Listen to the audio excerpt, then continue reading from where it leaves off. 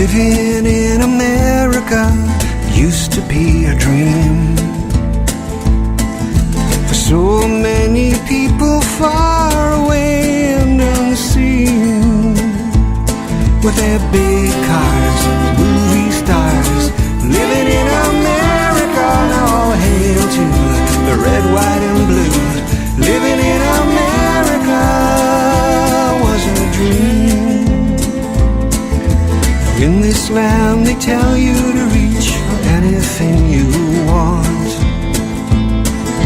And everything is possible, just believe that you can.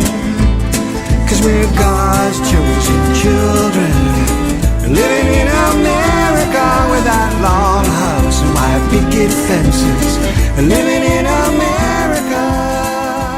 Hey everybody, this is your host Richard Sachs on Lost Arts Radio. It's nice to be with you again. We've got an audio-only feature for you today like the old Just Radio days. And I think you'll enjoy it because we've got a whole panel of all-star guests today that I think you'll enjoy. And I guess setting the stage for this, I just want to mention that about almost 18 years ago, I remember being in the living room. I was living in California at the time, and I walked in and I saw this very unusual scene on television, and I wondered what kind of thriller movie it was, and it turned out it was what they called a newscast. You probably heard of those. And it was these big buildings in New York, and they were being hit by airplanes, airliners that were just flying into them, two of them, one after the other. And it was one of the most significant events in U.S. and actually in world history as well. And we're still living some of the effects of it. It's changed things dramatically in what's going on in the world. And over the course of years, for me, I started finding out shortly after that more and more and more of what was actually going on. And it was amazing, tied to all kinds of events that we're going to be talking about tonight, both in the history since that time and in the present. It's very important to understand what's going on, and there's a lot of the public that still doesn't know what really happened and why it's so important.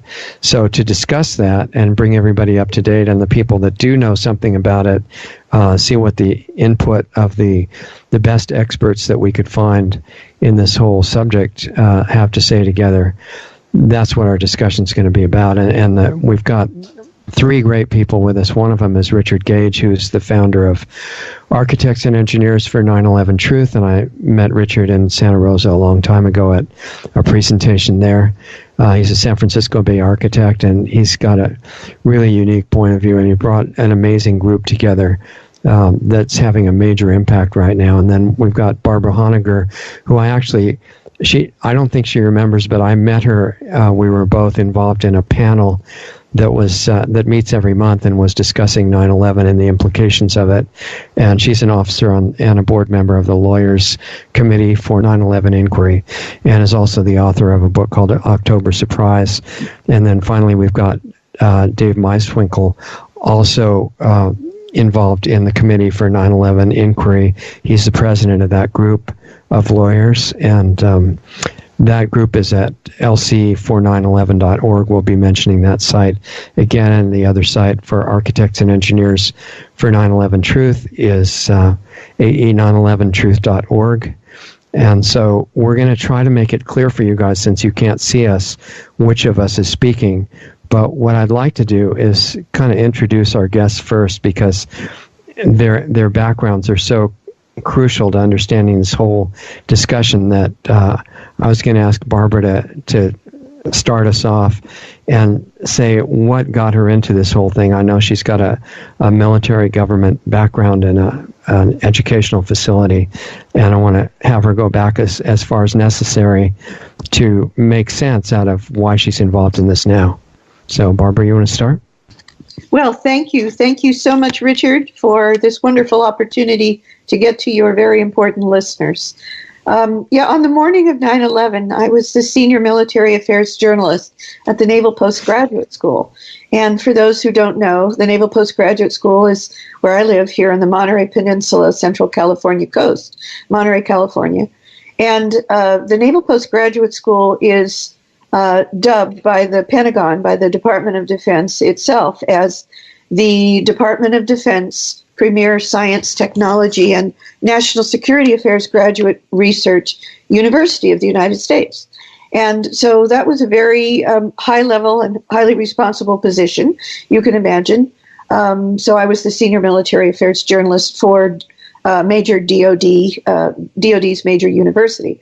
And so on the morning of 9/11, with the time difference from the East Coast, I arrived at the gate of the military facility, which is the Naval Postgraduate School, even though it's a very high-level graduate research university.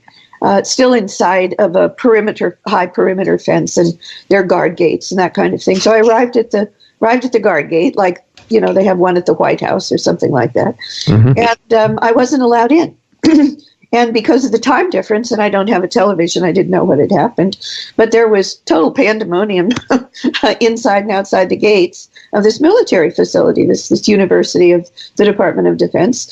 And so at the guard gate, when they turned me away, because they were turning almost everyone away, because only, quote, essential military personnel were allowed in. And I said, well, what is it? And the guard at the gate said, oh, you don't know. He said, he didn't say a plane is at the World Trade Center towers or two had. He just said, we're at war. Go home. Your supervisor will call you when you can come into work. So I turned around and went to my mother's house about 10 miles away in Carmel, California. My brother happened to be there. It was relatively early in the morning, our time. But of course, it was later on the East Coast, and the main events at the World Trade Center had already happened. And I walked in, and I just yelled, "We're at war!" But the moment I said that to my family, I realized, just a minute, how did they know that? And from that moment forward, I knew there was something terribly wrong with this picture, and it made me think instantly of the moment when the 52 hostages were released, almost the exact second that Ronald Reagan and George Bush Sr. raised their hands in their inauguration oaths to be president and vice president of the United States. And that was the moment I knew that there was something really wrong with this picture, that led to years of research and the publication of my book, October Surprise, on the true story of the deep story of the Iran side of the Iran-Contra scandal, which in turn, my research started a process in Washington, D.C., when my book was published, that ended up with a full subpoena power, new congressional reinvestigation of the Iran side of Iran-Contra, called the October Surprise House of Representatives Task Force. So that's how I got into it, and I've never backed off, and I've been a major researcher and publicist and public speaker on 9/11 truth ever since, in a nutshell. Wow. Yeah, that's a great summary and indicates incredible focus on something that your intuition told you right away was incredibly important. Right. You know, your question, how do they know we're at war? Probably not 1 out of 10,000 people asked that question. Not only that, Richard, and I'll just one more sentence before we get to our other speakers. Sure. That is, as soon as we turned on the television, of course, they still were running ad nauseum, as they still do. Mm-hmm. Anniversaries of 9/11, the short video clips of planes hitting the towers and the towers collapsing. But right after that, I was watching, I'm quite sure, CNN, which is what I believe my mother turned on. But it was one of the major networks. And as we were watching these ad nauseum replays of the planes hitting towers and the towers collapsing, they interleaved on this mainstream television network a short clip of a top spokesperson for surveillance, electronic intelligence at the Pentagon, at his Pentagon desk, with a huge poster that had already been made up that said, "We're at war." Wow. Right. Isn't it amazing that almost nobody notices things like that? Well, we do. Yeah. Okay. So that's a great introduction. Richard Gage, why don't you let everybody know how you got involved in this? Go back as far as you want to make sense out of it. Well, first of all, I want your listeners to know why we're here today, and specifically because we have for 12 years at Architects and Engineers for 9/11 Truth, which I founded 12 years ago.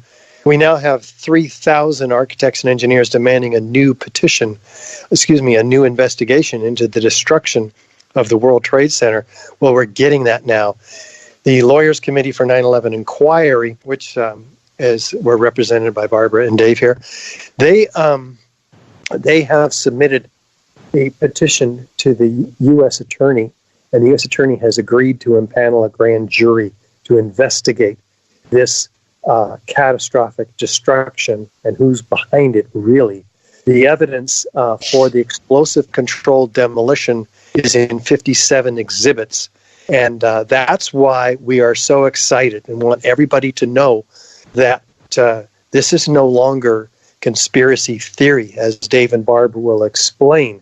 And I've been trying to explain this to architects, engineers, the media, the government, and the public for 12 years now. And now we're vindicated is one word. Validated is probably better. But we're going to get justice here because of the nature of a federal grand jury, which Dave and Barbara will go into. So 12 years ago, I was on my way back to the office from a construction observation meeting. I've been an architect for 30 years now, highlighted by my most recent large project, which is 1,200 tons of fireproof steel framing in a 6-block long retail subdivision with high-rise and parking structure and retail in Las Vegas. A very exciting project. But back to this radio. I was listening to this radio program with David Ray Griffin being interviewed by KPFA's Bonnie Faulkner, and in Berkeley, and he was talking about more than 100 witnesses, first responders that are on tape, talking about sounds of explosions, hearing explosions, seeing explosions, being blown around the building by explosions, and seeing flashes of light synchronistically timed. An extraordinary set of very strong evidence that I hadn't heard anything of, up until 2006 at this time. And then he was talking about a third skyscraper that came down on 9/11, Building 7, a 47-story skyscraper that also came down into its own footprint and symmetrically at free fall acceleration as fast as a bowling ball falling out of the sky. And I'm going, what? I would have heard if there was a third high-rise building that came down. No, I didn't hear anything. And guess what? The 80,000 members of the American Institute of Architects, of which I am one, hasn't heard anything from our own organization, the AIA, about this high-rise, which we're told 7 years later came down by fire. Normal office fires brought down a skyscraper for the first time ever. We've had 100 fires and much hotter, longer lasting, and larger fires in these buildings, and not one of them has ever brought down a skyscraper. They remodeled, they put them back into use. So needless to say, I'm in shock at hearing this information. I went to see David Ray Griffin the next day at the Grand Lake Theater in Oakland. And that was they were packed. They had 600 people in there. They sent me home. I had to go home and listen to it on live stream, and I was able to catch most of it. And I was just blown away by the additional evidence that we're going to be talking about today. So yeah, I took this information in 2 months or so. Put it together. I was just all excited that I got something the world needs to know about, because the 15 architects that I worked for thought I was just nuts. But I put this presentation together, bought them pizza, made them come in and watch, and by God, all of them after that point agreed. You're right. these are controlled demolitions. It's just very clear. So I had my first 15 architects and engineers for 9/11 Truth. Now we have 3,000, and the number keeps climbing, and it's going to keep climbing, especially once the grand jury is impaneled to look at this evidence and to bring forth some indictments about it. Right. It's going to be really interesting. I'm glad that you mentioned the reason for this particular show and the breakthrough for what you called 9/11 justice. There's going to be a lot to talk about that and what that would look like and what are going to be the obstacles on the way to it. But it has incredible potential, so it's pretty exciting stuff. Okay, so that kind of sets the stage for where we are now. And Dave Meiswinkle, why don't you let us know, too, both in context of the Lawyers Committee for 9/11 Inquiry and any other related background that makes more sense of your current perspective and background put together. Sure, thank you. I've always been jaded when it comes to official stories, as far as how much credence I give them. Going back to the time of John Kennedy when I was a young boy, and up through the assassination of his brother and Martin Luther King, and then up through the Vietnam War and the reason that we escalated it, the Gulf of Tonkin, which apparently never happened, and through incidences like Waco and Oklahoma bombing, where the official story was something to certainly consider missing some really important parts. I've been in the military and also a police officer for 23 years. And during that time, I was a police officer in a city which was fairly, I believe, corrupt, the administration. And I was a whistleblower, and I had to fight for my job at one time. And eventually I started an organization called the Taxpayers and Tenants Association and a newspaper called the New Brunswick Reporter. And I wrote articles and did individual research going right into City Hall. And with a short period of time, we brought the FBI into town, the U.S. Attorney, and 2 other government agencies. And within a short time, not that short a time, because I had to do a grand jury investigation, a number of prominent people were arrested and put in jail. So I know from the inside, in a similar way that Barbara does, working in the inside with government, that sometimes government always doesn't speak the truth or do necessarily what they should do. I'm also an attorney now and do mostly criminal defense. But in 2013, or actually in 2009, I ran in the state of New Jersey for governor. And on my platform was to have a new 9/11 investigation. Because as a police officer, we are told in the academy the most important thing when you're investigating a crime is to preserve the scene. And it seemed that 9/11 was a rush to get rid of the evidence, the forensic evidence that was never studied as forensic evidence. And really, with reference to the iron or steel, very important to do that. Instead, it was eventually carted off and chopped up and then sent overseas. So that raised some concerns, which I brought into a campaign. Some of the newspapers actually covered it.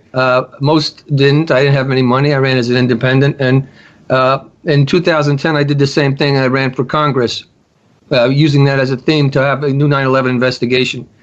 I had not known of architects and engineers at that time. A friend of mine told me about them. And when I went on their website, I was really quite pleased to see that these were scientists and architects that were not looking at it politically, but looking at it objectively as a scientist would, and utilizing their skills and the laws of physics and the laws of nature and explaining what happened and what didn't happen or couldn't have happened. It was refreshing, to say the least. So at that time, around 2010, I went up to Connecticut. I think Richard Gage was speaking up there, and I personally met him. and got involved at that time with architects and engineers. Later on, I started an organization called New Jersey 9/11 Aware, because a lot of people don't know that New Jersey lost about almost 700 people, and the World Trade Center towers were owned by the state of owned by the Port Authority of New York and New Jersey, and that of the 700 people that were killed from New Jersey, 17 of the 21 counties had people. One of the airplanes was that flew out and was hijacked was from Newark, New Jersey, and the anthrax attacks were down in the Trenton, Hamilton, and Princeton area in New Jersey, and there was a cell supposedly in Paterson, New Jersey. So what I did is I submitted a complaint, a citizen's complaint at that time. It was fairly lengthy, to the state of New Jersey to do an investigation. And eventually I hooked up with some attorneys some years ago, about 2015, that were of similar belief that certainly there's more than meets the eye here. And when you get into the literature, actually, and you get into some of the videos and things that are out there, you'll be astounded that there's so much evidence that indicate that the official story is false. And a lot of that evidence was gathered through architects and engineers. As I said, they're not spinning anything here. They're producing an objective presentation of the evidence. The laws of nature tell you something, or common sense would tell you something. So for our listeners here, if you want to access some of that evidence, you go on lc911.org, and you can actually read the petition yourself, and or watch the exhibits and read the exhibits. As was said before, what Richard was referencing, the firemen, you can read their statements of bombs and explosions, and you can think of this. If you had 118 witnesses and not one of them was called before the 9/11 investigation or commission, and they had testimony that there was bombs and explosions in the building, boy, you would think that they would have loved to have called those witnesses. And as a criminal attorney, a criminal defense attorney, and as a police officer, I'd certainly be high on my list to want to call. As I said, that at ground zero, there wasn't proper protocol with regards to the police. They didn't preserve the scene. The fire standards were violated too for spoliation. They would check for accelerants, incendiaries, and explosive. None of that was done. So that was on a level just as from a police officer, that was a common sense level. So that was when it perked my curiosity to start to do more research. There was 2 authors from Europe that had done books in 2002 within a year, and they both had different theories in the official theory. And I would suggest that everyone rethink the situation. And after you hear what Richard has to say, and Barbara and myself, you may want to do that. Yeah, definitely. Another thing that is connected to all that is, people are aware that I guess the official count is 3,000 something were killed at the scene as a result of that one day's event. But there were some other things that have happened since that day up until now and continuing now in the Middle East. And I'd like to go into, and this is all going to be kind of shortened because of the amount of time that we've got, but I'd like to have a little discussion about the effects besides just the people killed at the scene of what's happened because of the events of 9/11. And we can either take turns like we did on the introductions, or if there's a way to do it without people losing track of who's talking, I'd like to have some give and take and interaction in that discussion if we can. So what would you guys prefer? As long as you say the name of who's talking, I think it's fine. And we're talking about the effects of the 9/11 event starting on that day and continuing until now. Sure. Why don't we just start with Barbara and go around? Get Barbara, okay. Richard, and then I'll comment. Yeah. So we'll keep doing our round table kind of thing. So this is the Knights at the Round Table, is it? Yeah, something like that. Okay. All right. Well, oh my God, the effects. Well, let me just start out by going to the center of the bullseye, which I like to do. Instead of, a lot of people kind of beat around the bush and never get to the center. I like to get to the center. So this program, you're going to hear more of the detailed evidence from probably all of us. But when the grand jurors, which will be 23 extraordinary, ordinary American citizens, our fellow citizens, receive this evidence from the U.S. Attorney for the Southern District of New York, and the grand jury may already be impaneled, by the way, because it's a fully secret process.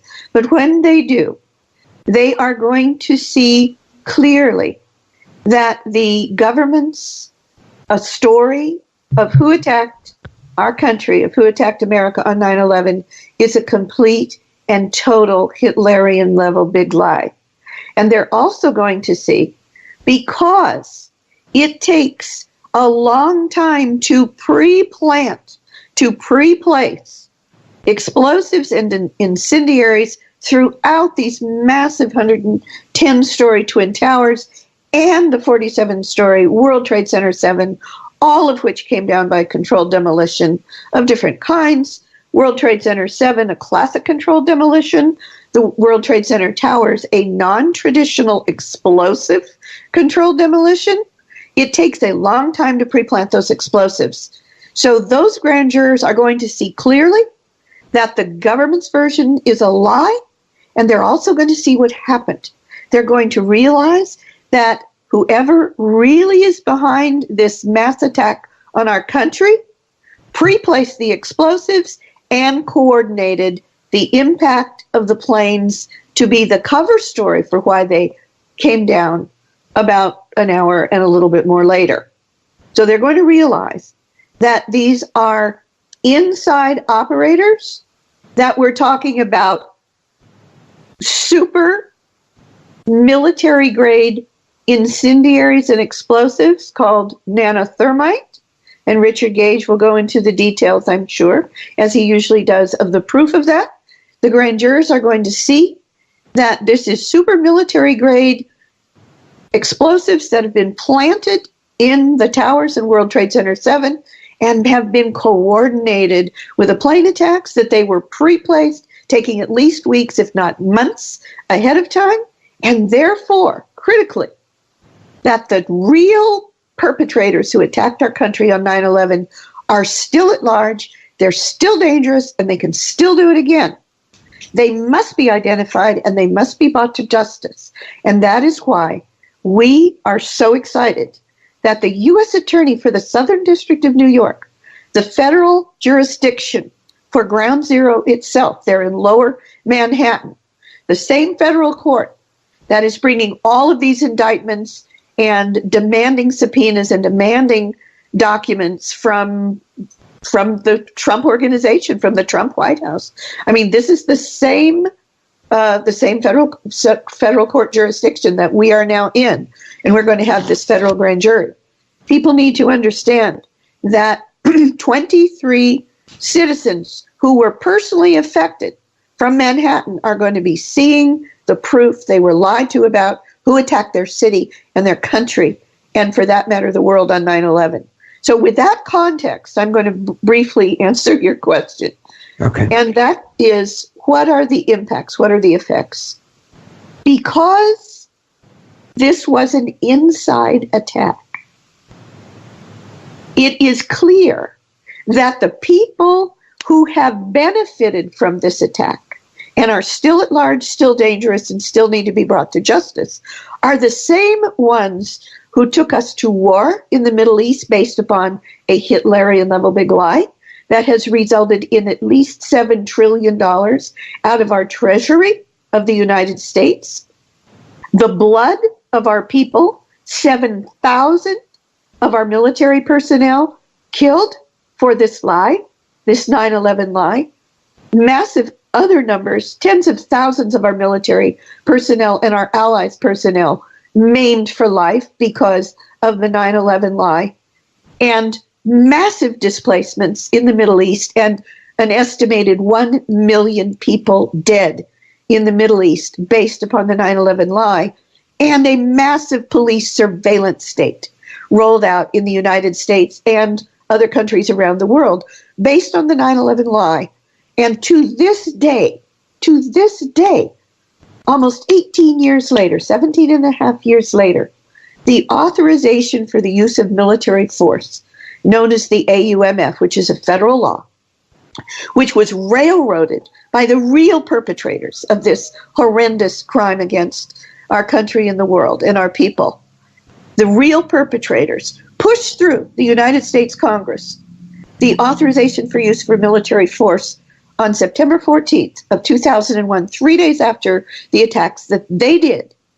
And it's still to this day, based upon the AUMF, which has now been amended somewhat, but it's still the authorization for the use of military force against allegedly Al-Qaeda, who of course couldn't have pre-placed the explosives in the towers to begin with and didn't, all right? It's still this authorization for the use of military force, passed 3 days after 9/11. That is to this day the so-called allegedly legal rationale and justification for all of this mayhem in the world.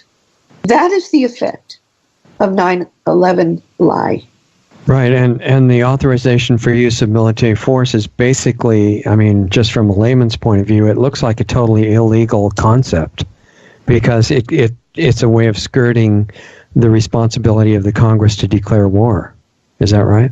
Well, that has been done for a very long time, unfortunately, with the rationale by the national security state that when you have nuclear weapons, that originally they would blame the Soviet Union, of course. If you have nuclear weapons that can be launched and get to the United States in minutes, well, you can no longer have the old system where Congress has to justify going to war with a declaration of war, that there's not enough time. That's been the rationalization ever since we've had nuclear weapons on a hair's trigger.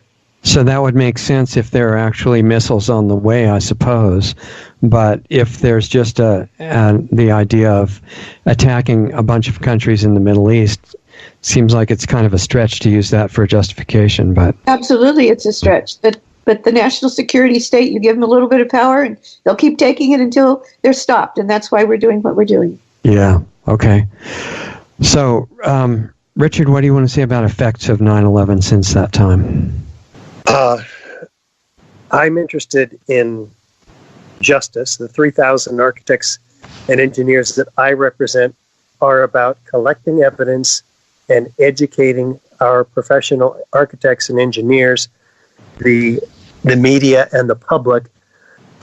We are very aware that we have an ongoing $5.6 trillion global war on terror, though, that, as Barbara highlighted, needs to be exposed because the roots of it go straight back to 9/11. And most of that is not about Shanksville, not so much about the Pentagon, although that was the declaration of war excuse, but the terror, the psychological terror, the shock and awe was about the 3,000 deaths at the World Trade Center and the collapse thereof.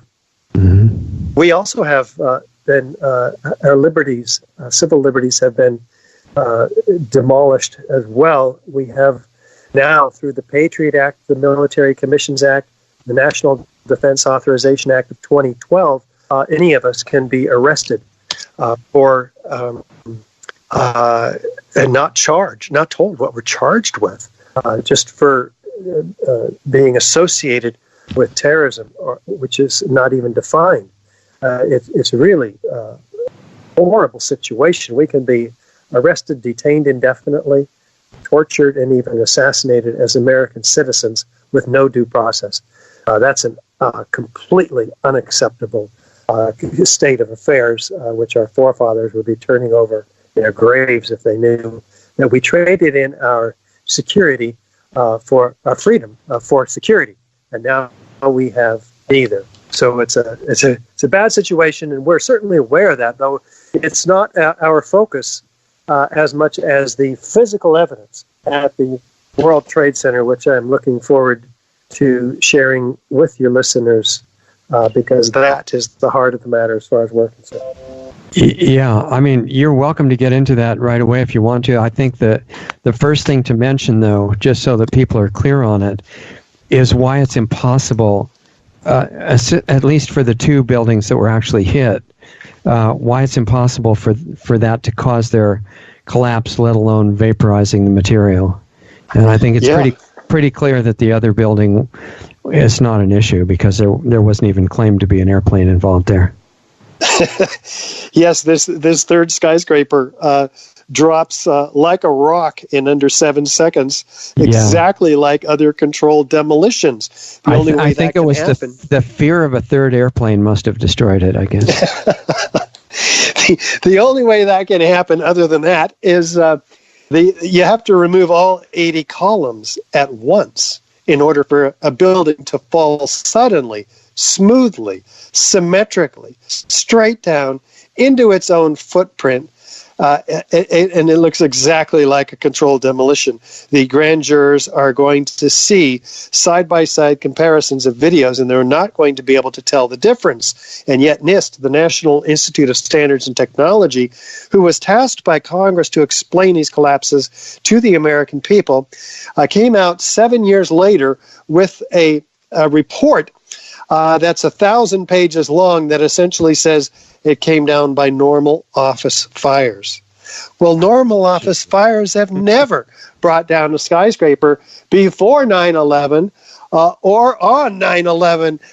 It's just a complete fabrication, a set of fraudulent assumptions and conclusions by NIST in their report. The architects and engineers, by the way, are the ones who design buildings. Architects in particular design the specification for the fireproofing for these buildings.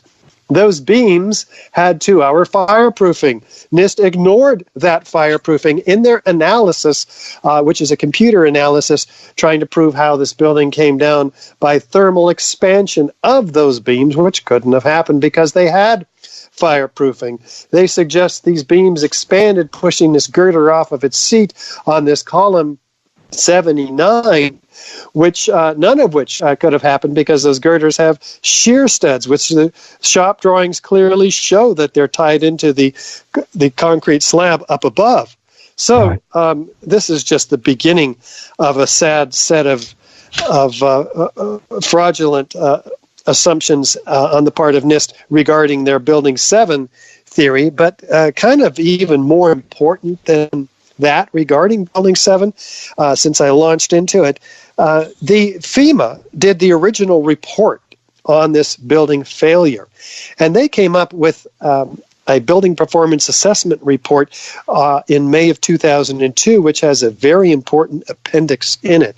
It's called the Metallurgical Examination of the Steel. What did they find?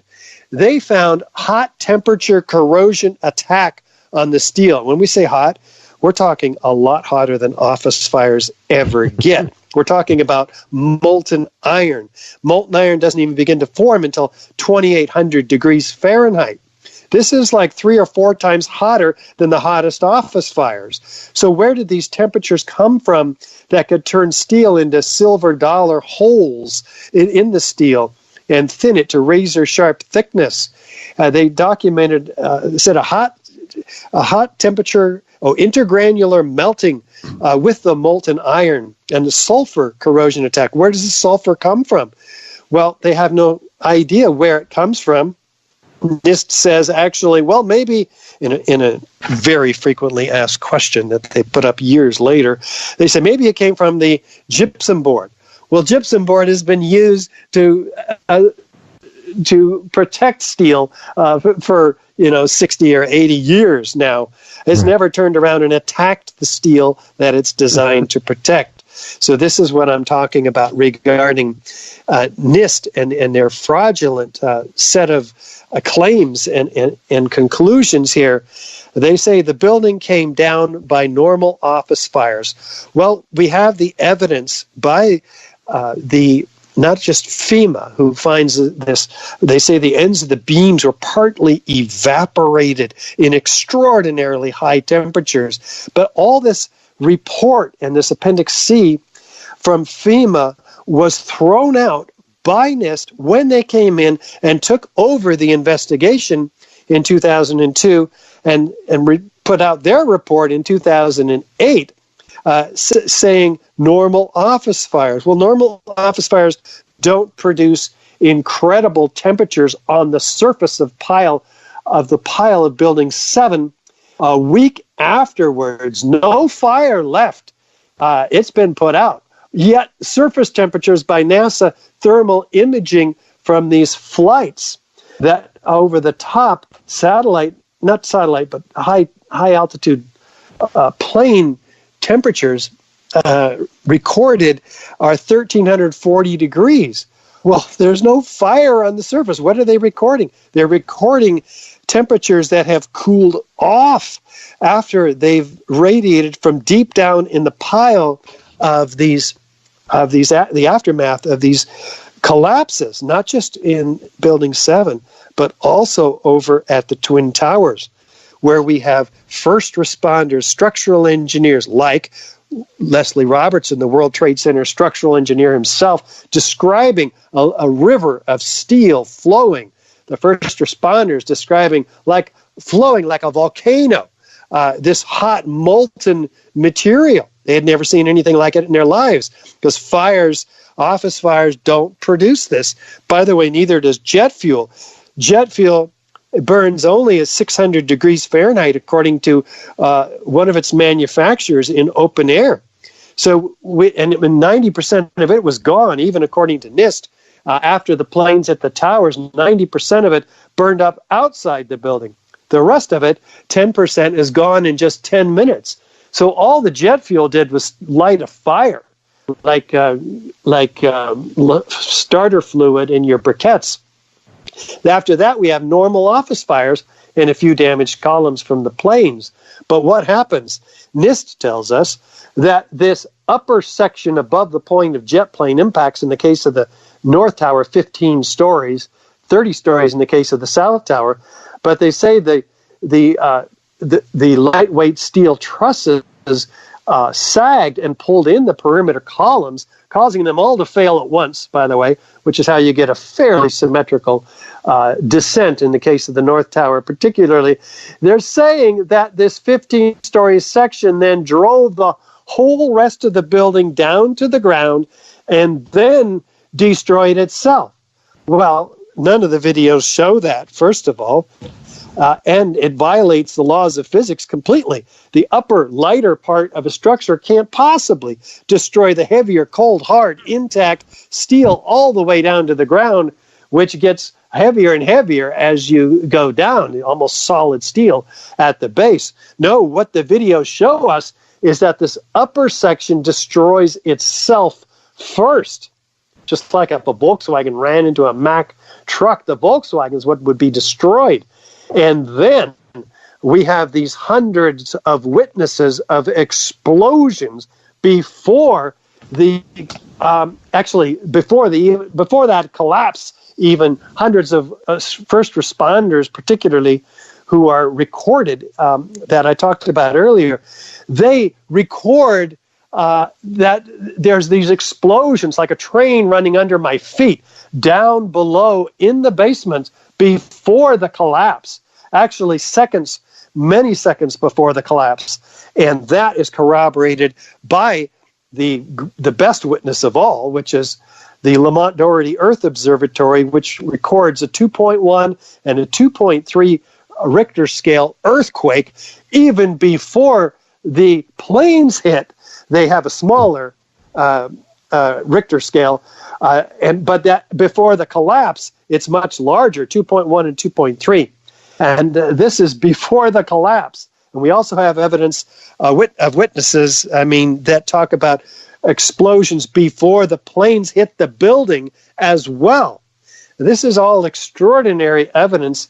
And what happens then after all these explosions are heard, the top part is destroyed in each of these cases, the south and the north. And then there's more explosions which hurl 4-ton structural steel sections laterally at 80 miles an hour, landing 600 feet in every direction. This can only be done by a lateral force, which is, of course, only explosives available to do that, because gravity works down, of course. So in addition to that, we have all these isolated explosive ejections during the collapse that are 20, 40, even 60 stories down below these destroying these buildings that are destroying themselves. And these are highly focalized, pinpoint accurate, violent ejections occurring at a fairly uniform pattern up to 60 stories below. So what's causing them? So there's incredible evidence, given that there's solids ejected out of those as well, of the explosive nature, high energy explosives.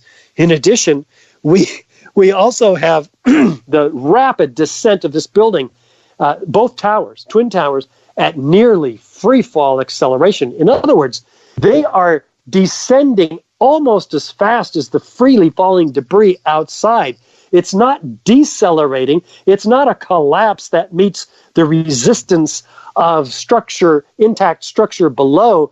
It's accelerating straight down through the path of what should have been the greatest resistance, all the way down to the ground. In a dozen seconds, each of these towers are completely shattered. The structure, one column from another beam, almost all completely shattered, and by the way, outside the footprint of each of these towers. And where's the pile of 110 concrete floors at the bottom? It's not there. There's only a 2-story pile of core columns, perimeter columns. We're talking 90,000 tons of concrete in each tower, pulverized in midair to a fine powder, which is distributed in a 3 square mile area, 4 inches thick from river to river across lower Manhattan.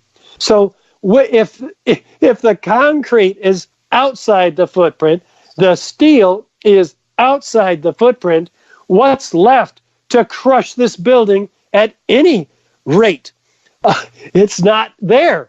All you have left is dust and twisted steel. There's a 2-story pile of twisted steel at the bottom of these buildings.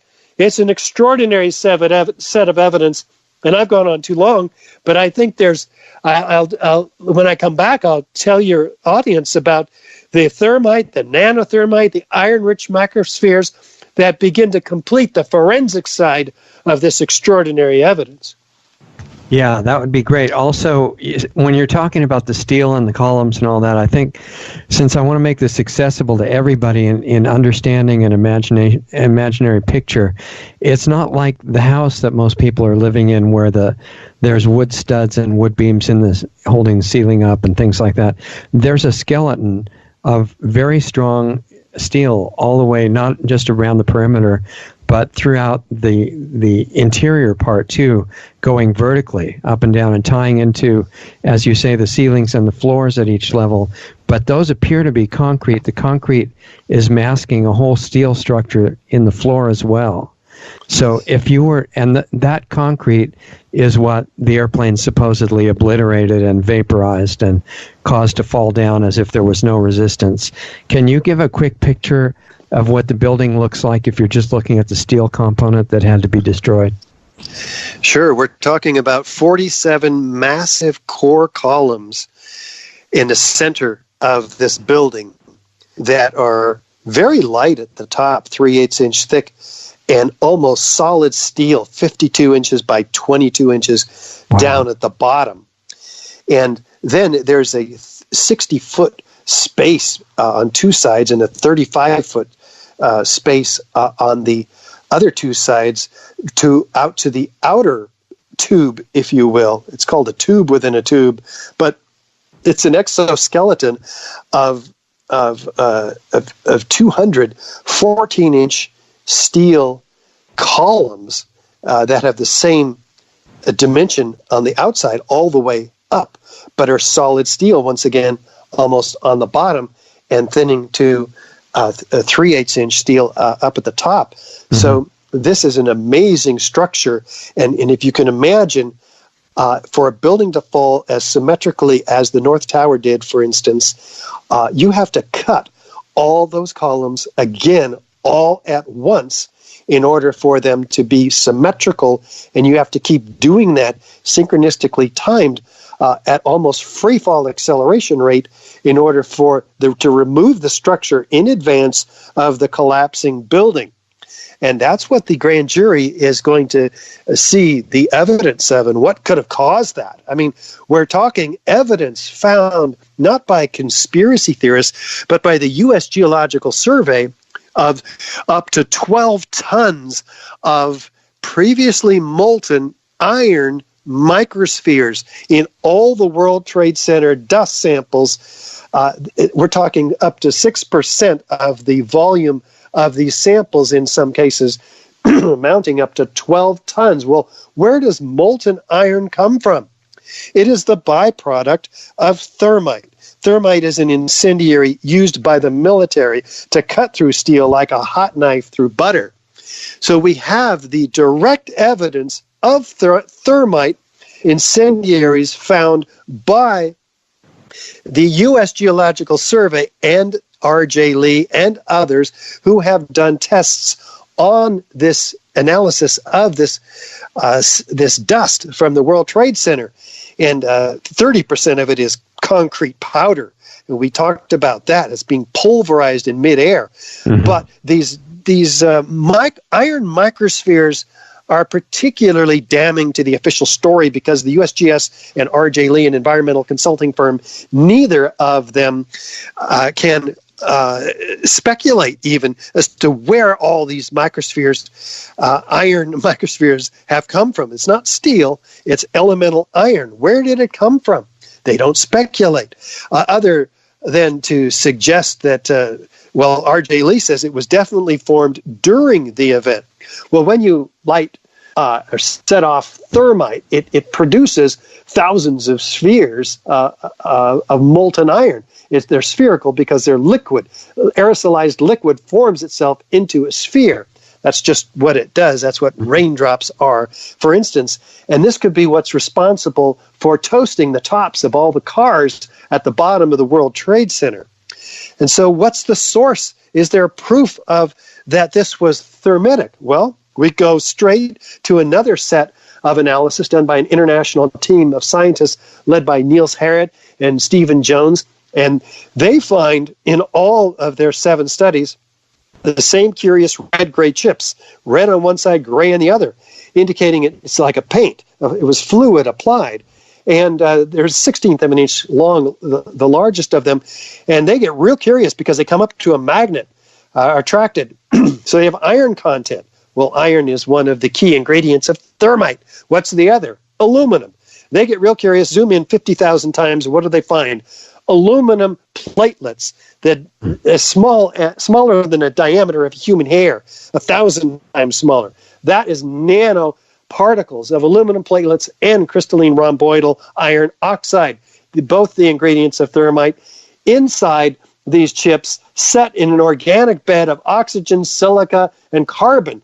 Organic material, it provides the expansive or concussive force of TNT. So here you have documented in this 25-page peer-reviewed article in the Bentham Open Chemical Physics Journal for everybody to see that this is proof of energetic materials. How do we know that? Well, they put it in an oven, a differential scanning calorimeter. At 420 degrees Celsius, about 750 Fahrenheit, it ignites, producing much, much hotter temperatures and all of this energy.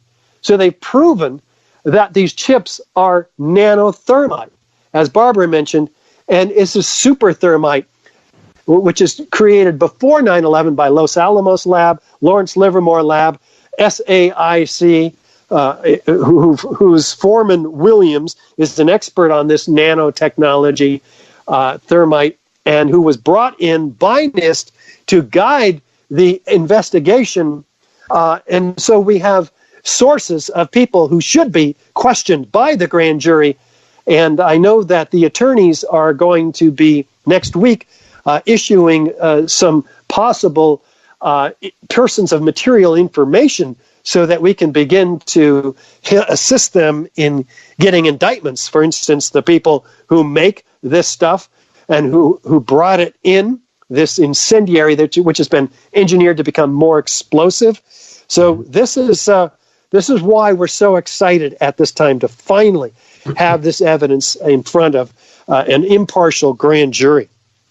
Right. So that entire amazing steel structure would have had to be not only cut but vaporized by the impact of the airliners, and that's further complicated by the fact that airliners are not built heavy like that. They're built really light, and they fall apart quite easily when they run into something. Well, I don't know about that. They're 90,000. What is it? 90 tons, something like that. I wouldn't want it running into me.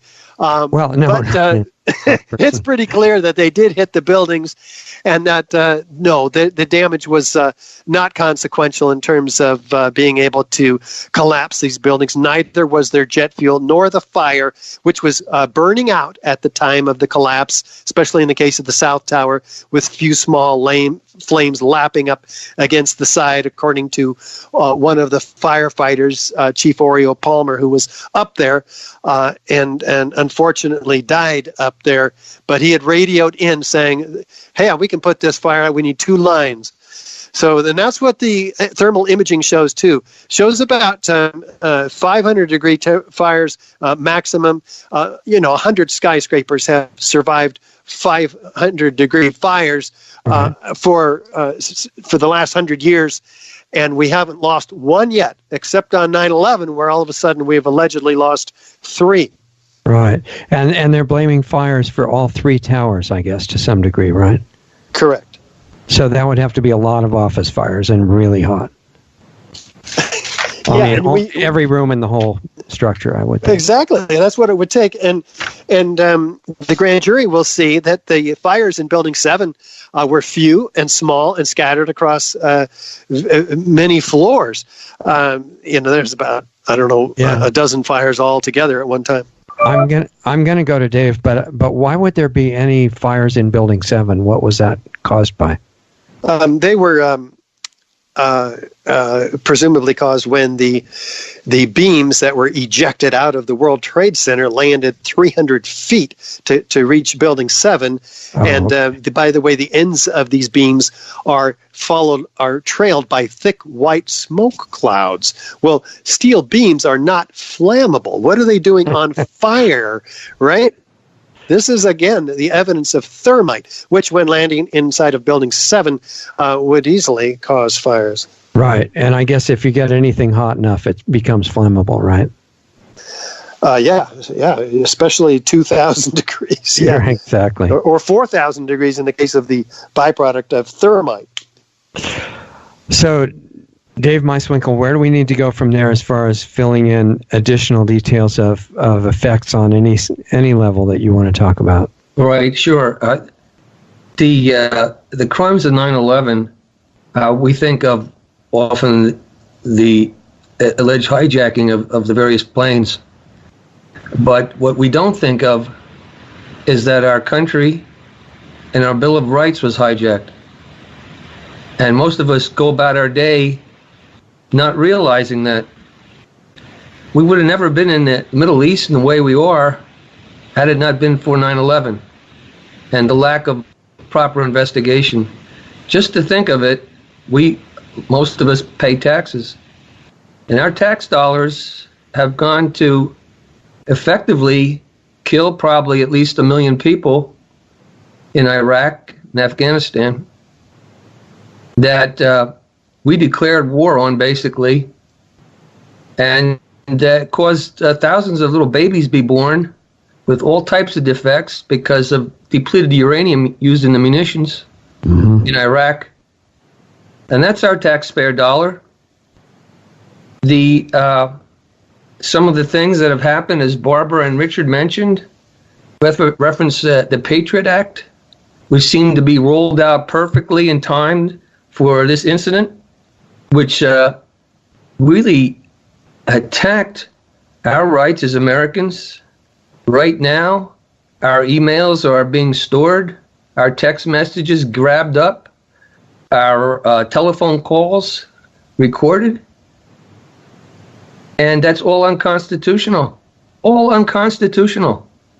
The Fourth Amendment says the right of the people to be secure in their persons, houses, papers, and effects against the unreasonable searches and seizures shall not be violated, and no warrant shall issue but upon probable cause supported by oath or affirmation and particularly describing the place to be searched and the persons or things to be seized. So any listener out there, and all of us are in the same boat in the sense that our personal life is not being private anymore. We've given up our privacy and, in a sense, our freedom. The First Amendment is being attacked in the sense of a privacy. The Fourth Amendment is being attacked in the sense of being secure in your person, your houses, your papers, your conversations. But since 9/11, that's all been allowed to proliferate without proper warrants and review by a judge and signing off on it, and the particularity of search. The probable cause, which is reasonable suspicion that there's a crime here being investigated. Right now, all of us are under reasonable suspicion. Mm-hmm. We're all looked at as if we're doing something wrong by being Americans. We don't realize that, in part because the big media, and let's talking about the alternative media, and thank God we have alternative media, but the major media has looked the other way. They've waved the flag for all this. Right. So bringing it up to, and just a few more points on that, things like drone attacks. When you don't have probable cause, you have in this country the Fifth Amendment that allows for presentments and indictments of people. You have the Sixth Amendment that talks about speedy public trials. You have the Eighth Amendment, which talks about bail. Nowhere do I see an amendment that says you can go out and just kill someone indiscriminately, and or lock people up in Guantanamo without charging them, or having a National Defense Authorization Act, an indefinite detention to pull people off the street, not give them attorney, not tell them what their charges are, and keeping them indefinitely. That's all on the books now. That's only one step away. So what's going on now? What's happened now is, for the first time in a long time, maybe just the first time, that since 9/11, there is an attempt to roll back what's been done to our country, which most of us don't realize. We are drawing a line here in the sense of the fallacy that we've lived under, that the buildings came down because of office fires or jet fuel causing office fires, is a fallacy. It's a lie. It can't be substantiated. Any person with any intelligence, if you look into those reports that were put out by the federal government and do your own research, you will realize that.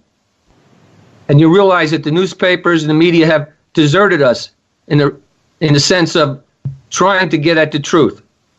What this grand jury petition does, for anyone that goes online at lc4911.org, and that 4 is FOR, not lc4for911.org, you can pull up the petition and read it yourself.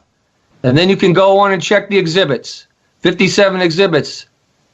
And it may take you a long time probably to get through them all. But when you get through them, you're going to say, my God, there has been bombs, there has been explosives, there has been controlled demolition involved to bring the buildings down, and no one told me about it. In fact, most people probably don't know about Building 7. So if you don't know about that, look it up. And you'll find that a massive skyscraper, which would be the biggest building in 33 states, 610 feet, 47 stories, collapsed at near free fall rate, and part of it was for 2.3 seconds, was at free fall rate, which means there's nothing underneath it, no resistance. Is really impossible unless it's exploded down. The only way it could be explained. If you think about that, that was not hit by an airplane. That was simple office fires. Can't happen. Somehow we've been hoodwinked. We've allowed ourselves to be hoodwinked. We've enjoyed the entertainment industry that swirls about us and the non-reflexiveness of our lives to say, hey, wait a second, are we being taken on a ride? And if we don't draw this line, what the grand jury does, because it allows us now to establish some credibility. But I don't hear the New York Times screaming about this or even just applauding it. I don't hear the Washington Post talking about it, Los Angeles Times, the Philadelphia Inquirer, or any major newspapers. And thank goodness you're allowing us to be on your show to put some of this truth out. Now, truth is something we all would aspire to. We try to be objective in that. So the reason that I was impressed by architects and engineers, as I said, they're scientists, they're not politicians. And that's refreshing in itself. So the evidence that Richard was laying out for us, they spent years looking at it. And they're not trying to put out something that's not true. It's the truth. Now that truth is embodied in this petition. And now also just to remember or remind us that this is directed at the crimes at ground zero, basically, in New York City, in Lower Manhattan, the big towers. We're not talking yet about Shanksville and Flight 93, and what happened there, and the Pentagon, Flight 77, what happened there. Hopefully, the Lawyers Committee will be able to raise the funds eventually to go in those directions also. Right now, we're trying to raise money to do what we have to do in New York City. So if anyone wants to contribute at lc4for911.org, you can pull us up, or ae911truth.org. Architects and Engineers and the Lawyers Committee are doing a joint fundraiser right now.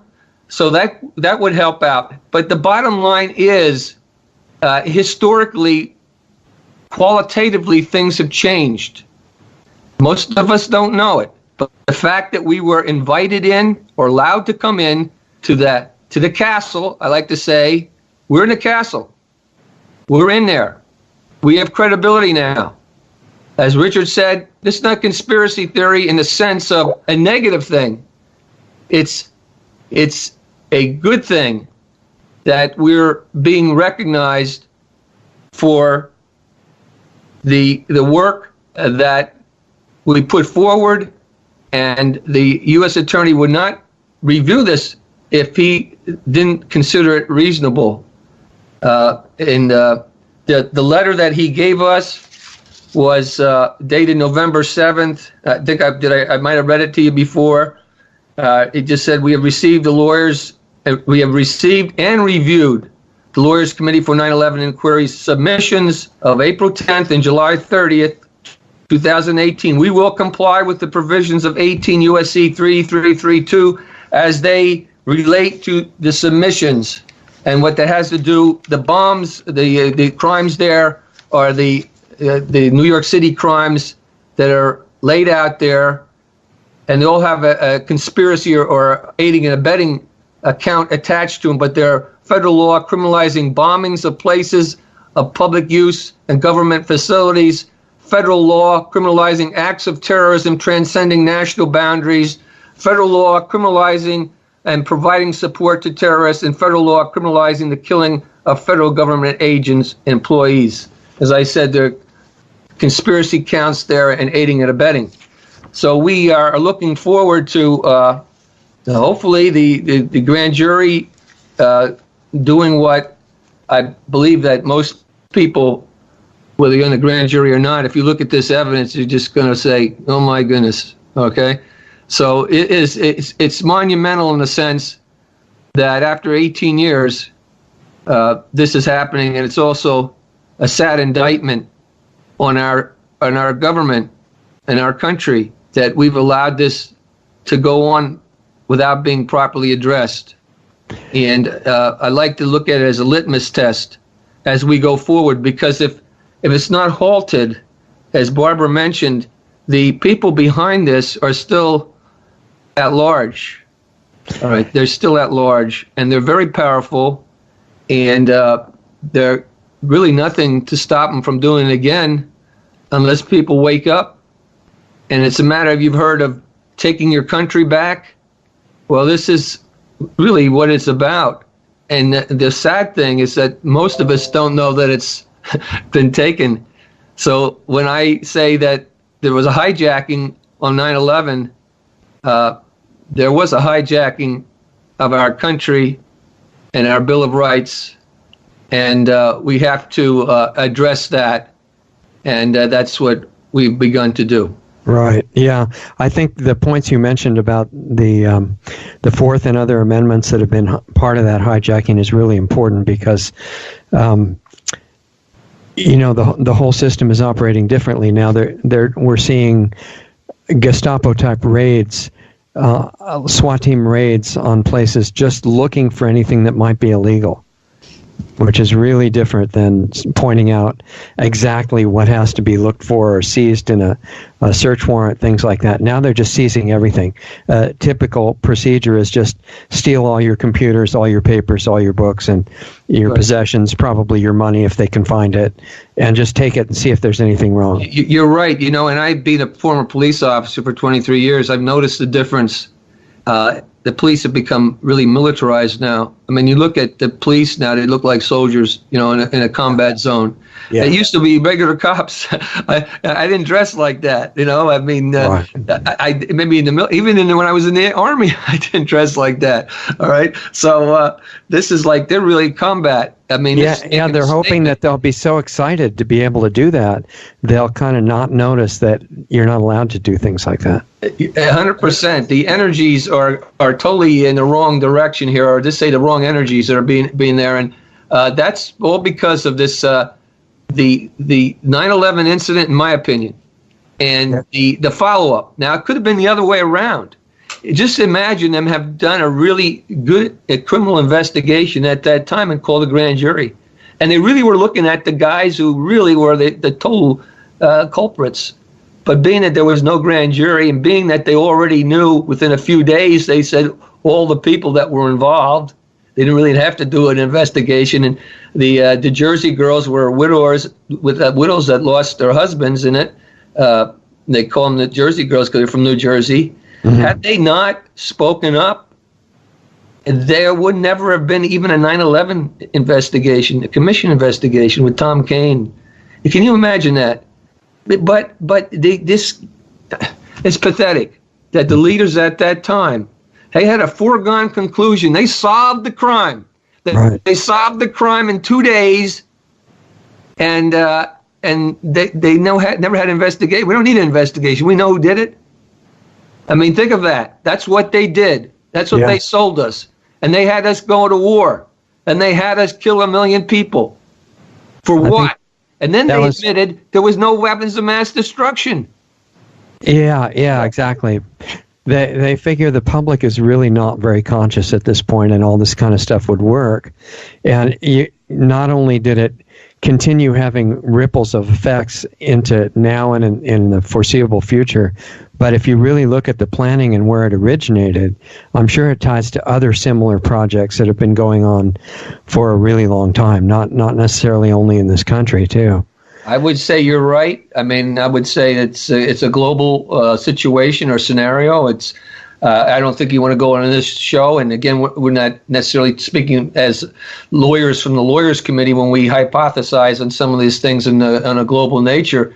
But certainly there's an orchestration worldwide for control of the world. Right. No doubt. I mean, some things should be obvious to us, but I think we've been educated and entertained and misguided enough to make sure that people's common sense would be completely obliterated. We're just getting warmed up here, but unfortunately the time is going fast. So I want to ask each of you in the same order. Barb mentioned something about justice, I think, or 9/11 justice, that was in sight because of the new development that we're talking about.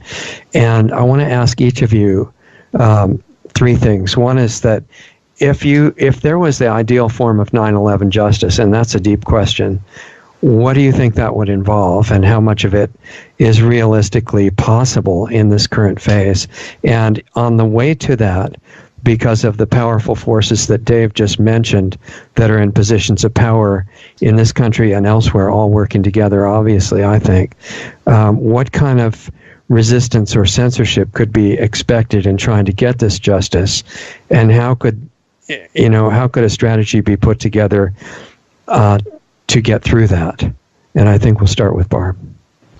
Okay. Boy, that's a hell of a question. I know, it's for the next 6 hours, but yeah, right. we've got a total of about 30 minutes. Well, just under 30 minutes. Glad you ended with the easy question. Yeah.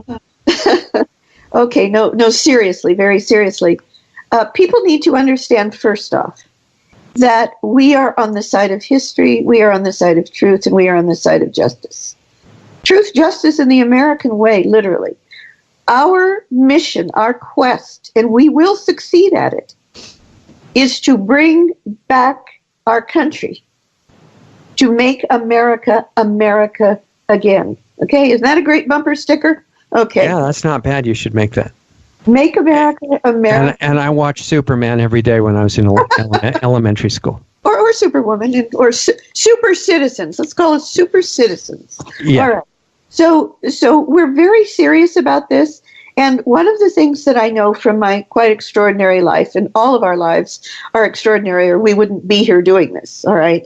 But one of the things I know from my very extraordinary, very spiritually guided life is that when you're on the side of the light and truth and justice in history, there are miracles that happen to help you move forward. When you partner with the light, when you partner with the force, you succeed. It may take a long time, but as long as you keep your eyes on the prize, as Martin Luther King said, we will succeed. It's just a matter of time. Truth and lies are a zero-sum game.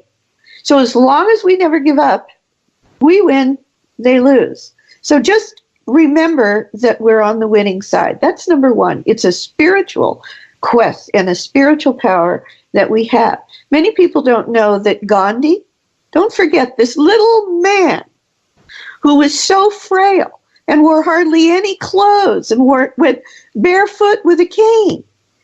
He got the biggest empire on the surface of the earth to leave India.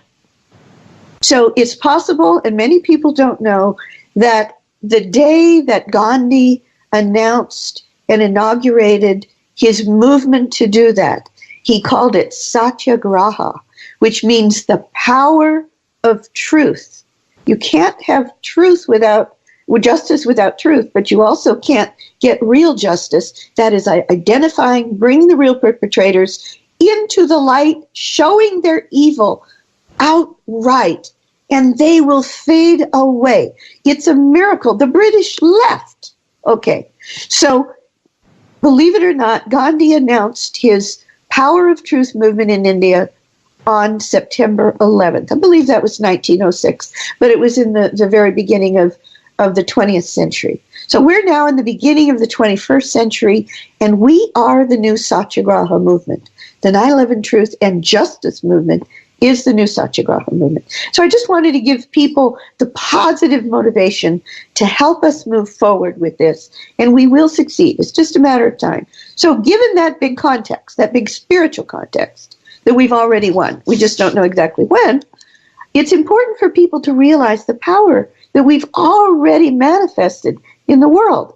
For instance, there are two members of our 9/11 Lawyers Committee, myself and our litigation director, Mick Harrison, who together actually came up with the vision and executed the vision to get those famous 28 pages of the government's, our U.S. government's first investigation, official investigation of 9/11, which was called the House and Senate Joint Intelligence Committee investigation, 2 whole years or more before the 9/11 Commission's report even came out. We got the classified pages, the final chapter of that official U.S. government report on the attacks of 9/11, called the 28 pages. We got them released. And once they were released and made public, and you can read them on the internet today, within only days in the real world, in Washington, D.C., The Congress of the United States, in this highly polarized political environment, voted unanimously to pass the Justice Against Sponsors of Terrorism Act, known as JASTA, J-A-S-T-A. And when that passed in September of 2016, which was just before the election of 2016, when JASTA passed, believe it or not, the sovereign immunity that Saudi Arabia, the government and the royals of Saudi Arabia had been claiming for over almost 16 years, saying you can't touch us for the information that you have that we may be complicit in the 9/11 attacks. You can't touch us because we're a government. That sovereign immunity by the JASTA Act that was originally passed by the Congress of the United States, all 100 senators and all 435 representatives of our House of Representatives, that removed Saudi Arabia's sovereign immunity. And because of it, to this moment, as we're talking to you, 6,000 of our fellow citizens who lost their beloved family members on 9/11 in the towers in Pennsylvania and at the Pentagon and on the plains, their case against Saudi Arabia, the government of Saudi Arabia, was allowed to move forward in the United States courts, and they are now in discovery in the courts of the United States. That is part of the reason, part of the context for why I believe the U.S. attorney in the same court has allowed our grand jury to move forward. So don't forget, we're on the side of history, we're on the side of truth and justice, and we will prevail. Sounds super encouraging to me. So, moving quickly, Richard, the three things we're looking at, any little points you want to bring up on any of them, because it's a multi-hour topic, obviously. What 9/11 justice ideally could be on various levels, what resistance or censorship might be expected, and potential solutions to that. I imagine that when the American people become aware that they have been lied to on a massive scale, and by the way, there's 10 to 30% of people who are already aware of this, but apparently it's not quite enough yet to put the kind of pressure on our government that will create effective action in the legislature. But when the American people become aware of it, they will throw everybody, and I mean to a soul, out of the U.S. Congress. 535 of them all out. Because they have all engaged in either silence or a direct cover-up of the truth about the largest crime of the century here. And so that's what I think justice will end up looking like. But that's not our goal. Our goal is to bring the information to the American people and, of course, get a real investigation in the Justice Department as well as legislature. Right. Again, they've got to be removed. Now, the resistance to that is extraordinary. The deep state has perpetrated 9/11, and that's where the chips will lead us to, inevitably. And they all need to know, whoever they are, and I don't know. I'm not a criminal investigator, and neither are my friends here on the radio today. But they need to be found out, rooted out, and brought to justice. And they're going to have an incredible resistance to that. They do that by their employment and purchase of the U.S. media, 90% of which is owned by just 6 corporations. Those corporations owned and operated by those other corporations and interlocking board of directorates in the arms industry, the oil industry, the banking industry, the insurance industry, all of whom equally profited enormously from the events of 9/11.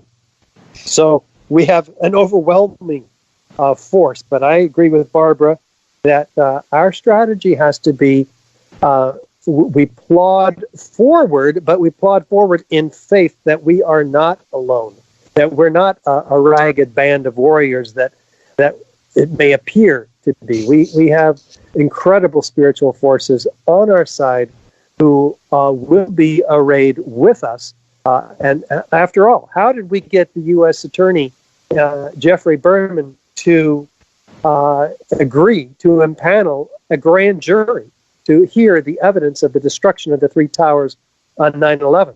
That's a miracle. And these are the kinds of things that are going to be coming, not in our time. We would have wanted it, 12 years ago for me. That's what I thought. This is going to take 6 months. But in God's time. And we are servants of that higher power, and that is where our strategy that's what our strategy has to rely upon as it's given to us through guidance.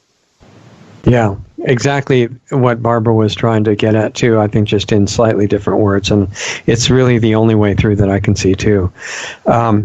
Dave, in 10 minutes or so, what do you think about any of those three elements that we brought up, that what 9/11 justice would look like, what resistance or censorship is likely to be encountered by people who really are not happy about the grand jury idea, and solutions to the whole thing?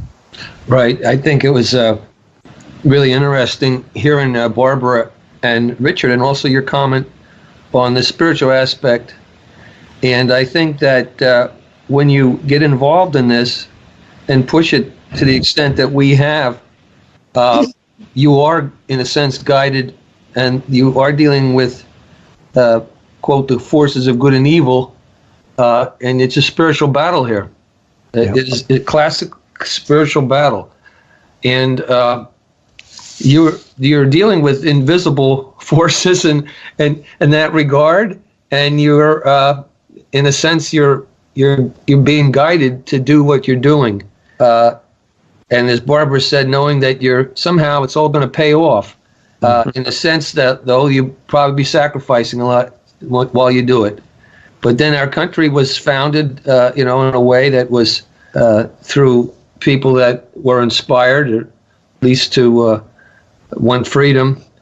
Mm-hmm. But the 9/11 justice, what that would be for me, and in reference to the resistance to what that would be for me, and in reference to the solutions, what would that be for me, is all part and parcel of the same analysis. Is, again, and I'm not speaking as the president of the Lawyers Committee, I'm speaking as David Meismuck, as an individual American citizen here right now. But because we haven't voted on this, I'm not approved to go up and say my thoughts as far as them being, less necessarily the thoughts of our organization. But certainly there is an attack on the United States right now. From which way? Richard mentioned some of the organizations or entities that are very powerful. Of particular concern would be the media, which has been totally bought up and owned by a small group of powerful elite families and or corporations.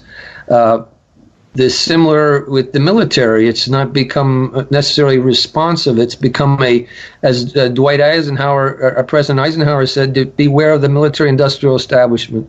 Mm-hmm. Right. I was also say, beware of the intelligence agencies. Beware of these international, or I would say globalist agencies or confederations. Right. They could be things that... Again, this is my personal assessment. Things like the Council on Foreign Relations, things like the Bilderberg Group, things like the Trilateral Commission should all be, looked at as far as how patriotic are they. When leaders in those organizations can say they don't really care about the United States and what happens to it, and where they claim actually publicly that Americans have to reduce their standard of living, and sort of like blend in with everyone, it seems like there's basically a culling of the herd and a lowering of the quality of life in many ways. As Buckminster Fuller said, we could all live on this planet if things were organized right, not as millionaires, but as billionaires. All right, but that's not profitable. So again, what we're looking at here are incredibly powerful interests that, to me, want to control the world And in order to do that, the surest way to do that is to control the most powerful country in the world with the most powerful military in the world. Mm-hmm. So in order to do that, you have to undermine their integrity, wear them down, beat them down. We could probably expect that there'll be another implosion in the economy somewhere down the line, because historically that's what always happens. And then the few people that are in a position to know about it, they come in and they grab the gains and they solidify more power and less freedom for people.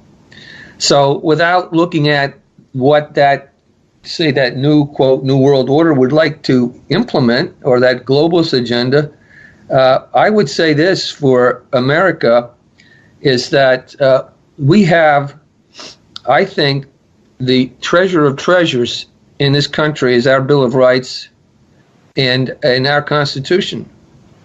And that is what defines Americans throughout the world. We have a freedom that is envied. And we don't realize it's been hijacked by these guys and these powerful forces who want to squash it and do away with it forever, if they could. And they're moving in that direction. So the resistance, I think, will be tremendous from them, because they're fighting for their lives and for their identity, because somehow they, in this sick world that they exist in, they define themselves by their wealth and their control. And they haven't looked at people as something to empower. They looked at people as something to control and disempower. And I think what will result of this, as these forces come to be, as the light comes in, as Barbara talks about, and as people wake up, that there'll be a movement like we've not seen before. And there will be a challenge, not only in this country, but throughout the world, for these invisible rulers. We say the people that are behind the scenes. And in part, they're behind the scenes because they're really cowards. Because if they were seen out front, they would be then identified, and then people could, basically do what they have to do. But there's power in anonymity and being invisible. So it's like the invisible man you're fighting, in a sense. But there are enough organizations going to that invisible source that can be challenged and will be challenged if people are going to be free. This, to me, is a not only litmus test for the survivability of our Constitution and our way of government, that's the grand jury, but this whole situation we're talking about, as far as how America goes, it is how the world goes. And if it's not addressed and redressed, then the human species, as we know it, will be totally different. And freedom and justice will not be something that's valued. So in the scheme of things, it would seem to me that truth, as was mentioned, and justice will prevail. And it may eventually come down to new political parties being born. For example, the Republican Party of Lincoln was not formed to 1856, that party. And they had a different value system than the plantation owners. They were pushing the railroads and industry, and it was a coming together of people that were abolitionists and temperance people, and then different types of industrial capitalists, and they formed a new political party. So it may be this: as more and more people are disenfranchised, because their agenda is not mentioned at all, and I talk about the large grasp of the middle class and also the lower income classes. But as we progress and as people wake up, there may be an alignment of groupings, and new political movement may form that will eventually become a real political movement and a political party. And you will have these other parties will eventually dry up on the vine, because they just seem to me to represent your corporate banking interests throughout the world. That's it. They don't give a darn about anyone that's listening out there, about your kids, about your moms, your dads, your brothers, your friends. They don't care about anyone that sends off to war. They will laugh and say, good, there's a fool. You're going to make me some money. and you go and do these things for them. And I don't think people are going to draw a line. And we're going to look inside and say, hey, who do we really want to fight? Who are the bad guys here? Who are the ones that are causing all this problem? And if we get to that, who are the culprits? I mean, that would be justice. I don't know if we can get all those steps by just doing something as simple as the grand jury petition, but it's the beginning. I'd like to think that it's the beginning, and we're further ahead now that we put that into the what do I say, the lap of history, to let it nurture it, the womb of history. Maybe that's a better word. It's given birth maybe to a new renaissance of awareness, of political awareness, economic awareness, spiritual awareness that's totally needed in this country and throughout the world. And it's going to come. The beacon of liberty is America, for good or for bad. And it's once we can take back our Constitution and take back our Bill of Rights the way it should be, and run this country in a way that we have a media that's intelligent and truthful, and redress these crimes.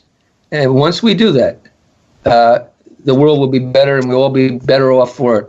So, I just like to end with a very famous quote from Margaret Mead, the famous anthropologist. Sure. And I'm probably going to butcher this quote a little bit. It won't be as good as the original, but you'll get the message. That's okay. And she said, "Never doubt that the world can be changed by a small group of passionately dedicated individuals, because in fact, that's the only thing that has ever changed the world."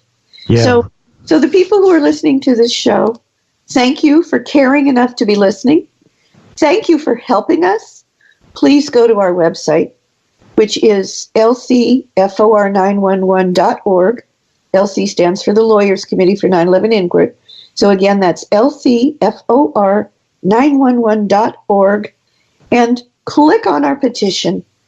It's obvious. Scroll down a little bit. Go straight to page 22, which begins, you get past all the legal context, and you start with the evidence. And you will be able to click on the live links, the hyperlinks to the evidentiary exhibits, and imagine yourself one of those 23 extraordinary, ordinary Americans who, at this moment, could already be sitting as a specially convened federal special criminal grand jury, and realize that they're going to be seeing the evidence for what really happened at the World Trade Centers on 9/11, and who, by inference, really attacked our country and the world on 9/11 and killed almost 3,000 innocent civilians. And when you do, you will know that we are that group of dedicated, passionate citizens who are changing the world. Join us, please. Go to our website. Donate anything that you can there. The donation button is obvious, and believe me, you will be making history. Thank you for anything you can do. Yeah, I totally agree. But that website, and also the AE911truth.org, people can catch up on that one. And I really appreciate all of you guys being here. I hope you'll hang on for a minute, and we'll say goodbye in the break. And my other hope is that as these things progress, maybe if our time allows, we can come back together and give people an update on developments with this whole project. Sounds good. So, okay, everybody, there goes Richard Gage and Barbara Honegger and Dave Meiswinkle, top-level representatives of people working on the 9/11 Truth Movement, aware of all the things that it's connected to, and making incredible observations about all of that I thought were great. And we're very fortunate that they would all come on the show and that they would come on the same time. I thought that was really an amazing opportunity to hear from people who are devoting their lives to trying to do something with this issue. And it sounds like from the breakthrough that was being announced tonight about the petition that has been accepted, and they're going to actually impanel a grand jury to look into the events of 9/11, looking at hundreds of pages of incontrovertible evidence from experts of all kinds. That's going to be really interesting to see what happens. And we know, as Barbara and the other two also said, that there would definitely be strong opposition to this, because if you understand everything about what happened on 9/11, then you understand more than that, because it's all working on the same theme of moving toward global control and ultimately extermination of life on this planet, which some of the people who understand control don't understand the next step, which they plan to actually wipe out life here. But that doesn't mean it has to happen. And the people working on this issue are examples of incredible courage and devotion to working with forces of light, like Barbara talked about, and all of them agreed with.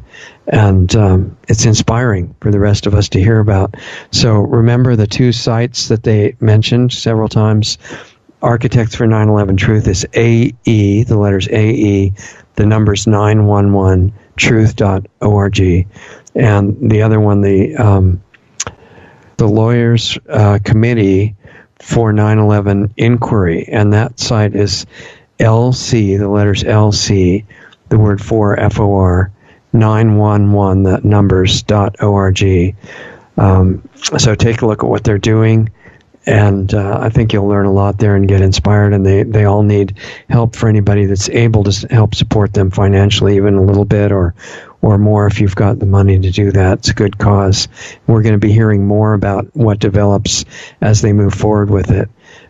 Remember that we've got incredible guests coming up every Sunday night, and if you miss it, then they're all free archives available at lostartsradio.com. And for the moment, we're on the major platforms like YouTube and Facebook and others, but if we get knocked off any of those as the censorship intensifies, then you can find us on our website, lostartsradio.com, which will have videos on it, but also Brighteon.com.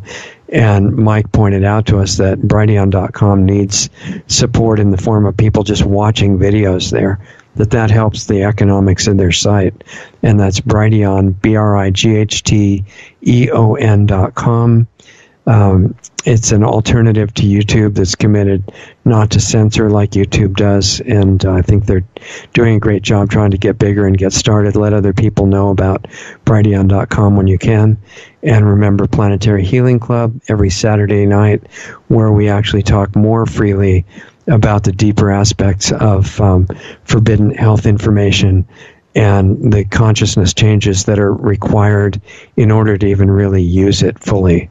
And it's pretty heavy-duty stuff. If you want to find out about that or get access credentials to that group, it's planetaryhealingclub.com. You can go there anytime, and there's no obligation. If you get in, you can stop anytime. It's not any long-term type thing.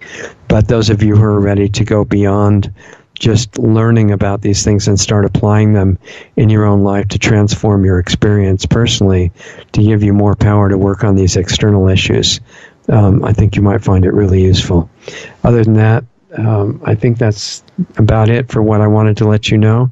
And thanks for taking the time to listen to these shows. I really appreciate it very much. It's a pleasure to be in touch with you, and we'll see you next time. Introducing Lost Arts Radio Live, our new Saturday late afternoon, early evening 1-hour live stream show. This new show precedes our Planetary Healing Club, which starts at 9 p.m. Eastern and 6 p.m. Pacific. The Planetary Healing Club, which is not free and open to the public, but you can join for a minimum donation of just $10 a month. Our new live stream show, which is free, starts Saturdays at 7:30 p.m. Eastern and 4:30 Pacific. It can be accessed by going to lostartsradio.com/live. You can tune into our live stream from our Facebook page at facebook.com/lostartsradio, from our YouTube channel at youtube.com/lostartsradio, as well as both Periscope and Twitter at Lost Arts Radio. You can ask questions during the show by using the chat function on YouTube or make a comment on Facebook during the live stream. Once again, that's Lost Arts Radio Live, Saturdays at 7:30 Eastern, 4:30 Pacific. As of January 2018, the Saturday live call-in show is now an interactive video platform called the Planetary Healing Club. The cost is just a $10 minimum monthly donation, automatically billed through your PayPal account. Sign up at lostartsradio.com/club. The Planetary Healing Club is every Saturday night at 9 p.m. Eastern, 6 p.m. Pacific. You get your link to participate in the show upon signing up as a member. Those shows are also archived as well for club members. Listen to our new shows with guests every Sunday night at 9 p.m. Eastern, 6 p.m. Pacific. All Sunday shows with guests have archives freely available on our website at lostartsradio.com. You can also find them at blogtalkradio.com/lostartsradio, as well as our YouTube channel, youtube.com/C/lostartsradio. Mixcloud at mixcloud.com/lostartsradio. And finally, look us up under the podcast directory on iTunes. Find us on Facebook at facebook.com/lostartsradio or on Twitter at Lost Arts Radio. Be sure to join the free Lost Arts Radio Facebook group as well. Just search for Lost Arts Radio Group within Facebook. You can also join our forum on our website if you want to interact with other listeners. We also have links to all of the great independent musicians whose music we feature each week on Lost Arts Radio. When you do your Amazon shopping, please use Amazon's Smile program at smile.amazon.com. And when you choose Lost Arts Research Institute in Sedona, Arizona as your charity, Amazon will donate 0.5% of whatever your order total is to Lost Arts Research Institute to help fund the building of the school and keep our radio show on the air. Please visit lostartsresearchinstitute.org for more information on the school we want to build. Be sure to sign up for our free weekly newsletter on our site under the Radio Show tab or right from the button on our Facebook page. Contact Richard at richard@lostartsradio.com or myself, Doug Diamond, at doug@lostartsradio.com. Thanks again for listening to Lost Arts Radio, and we'll see you again next week.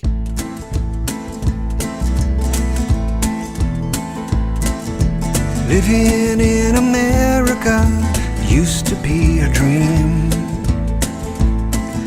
for so many people far away and unseen, with their big cars, movie stars, living in America. Now all hail to the red, white, and blue. Living in America was a dream. In this land they tell you to reach for anything you want. Everything is possible, just believe that you can. 'Cause we're God's chosen children, living in America with that long house and white picket fences. Living in America was a dream. Now they believe that their Savior has come to deliver all their people back to the kingdom. Better not try to stop us or get in our way, 'cause we have what it takes to change the world again.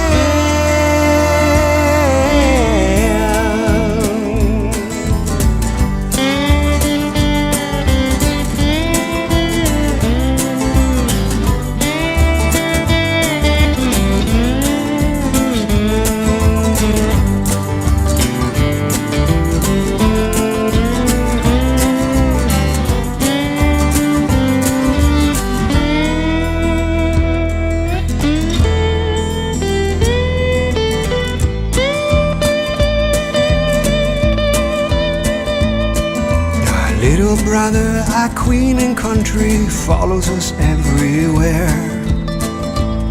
'Cause they've lost their voice, they've lost their way, and feel safe in our shadow.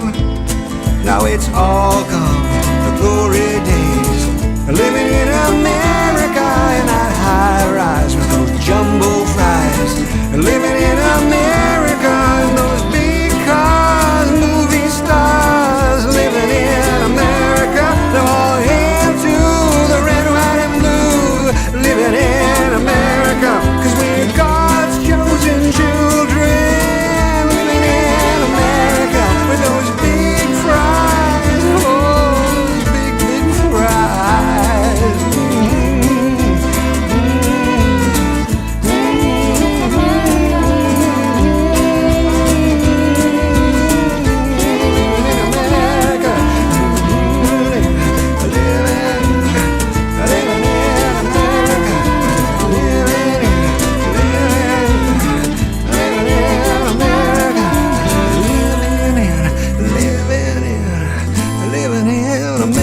America. Native